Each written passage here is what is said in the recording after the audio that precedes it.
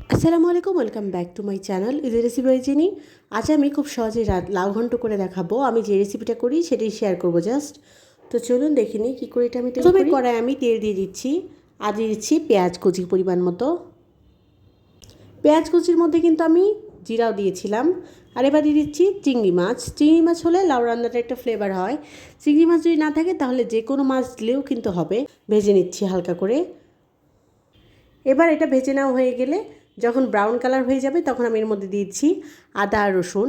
আমি 1 টেবিল চামচ আদা দিয়েছি আর 1 চা চামচ পরিমাণে রসুন দিয়েছি। এবার এটা খুব ভালো করে ভেজে নিচ্ছি তেলে।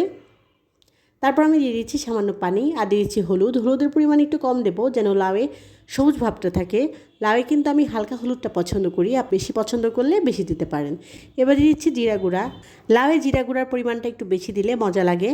এবার খুব ভালো করে নাড়াচাড়া করে নিচ্ছি। আবার মশলাটা আবার একটু খুব ভালো করে কষিয়ে নিচ্ছি।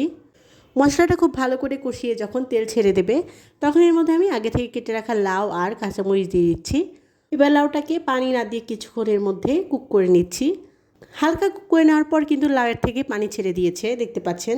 এবার একটু ভালো করে নাড়াচাড়া করে পানিটা শুকিয়ে নেব। লাউয়ের পানিটা যখন লাউটা মনে হবে একটুখানি হয়ে গিয়েছে, এই পর্যায়ে আমি লাউয়ে কিন্তু এক্সট্রা পানি অ্যাড করে দিব।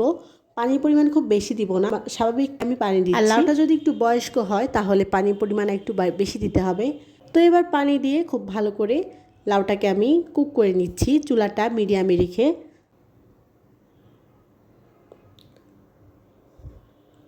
কুক করে নেওয়া কিন্তু হয়ে গেছে, দেখতে পাচ্ছেন পানি অনেকটা শুকিয়ে গিয়েছে। এই পর্যায়ে চাইলে এইভাবে ঝোল রাখতে পারেন, আবার কেউ যদি চান আর একটু শুকিয়ে নিতে পারেন। আমার কাছে কিন্তু লাউয়ের ঝোলটা একদম গায়ে মাখা হবে এমনটাই ভালো লাগে। তো এই পর্যায়ে আমি চুলাটা অফ করে দিচ্ছি। আমার কিন্তু লাউ ঘন্টটা হয়ে গিয়েছে। এটা গরম গরম ভাতের সাথে সার্ভ করে দিব। গরমে কিন্তু প্রশান্তিকর একটা খাবার, অনেক মজার একটি খাবার। আমি জাস্ট বাসায় যেভাবে ট্রাই করি ঠিক সেই রেসিপিটাই শেয়ার করেছি। আশা করি আপনাদের ভালোই লেগেছে। আমি আবার নতুন কোনো রেসিপি নিয়ে ফিরে আসবো। সে পর্যন্ত সবাই ভালো থাকুন, সুস্থ থাকুন, আর প্লিজ আমার চ্যানেলটি সাবস্ক্রাইব করে পাশে থাকুন। Thank you watching my video. আসসালামু আলাইকুম, আল্লাহ হাফেজ।